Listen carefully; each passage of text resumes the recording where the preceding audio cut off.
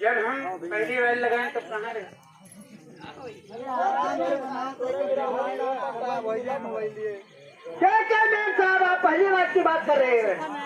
क्या क्या मेयर साहब पहली बार लगाओ तो मैं लेत रहे अरे हम मोट मारी है सुगा नगर वाले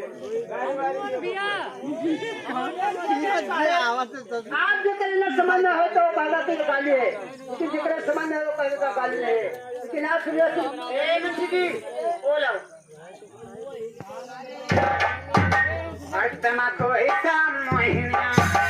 अरे हमारी जो कल जबेल है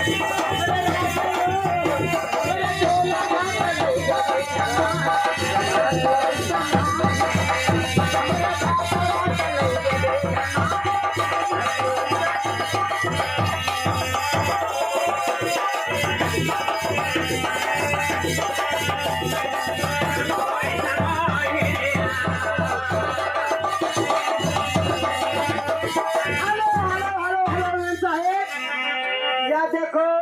लड़कवा के मझले फूका लड़कवा का मझले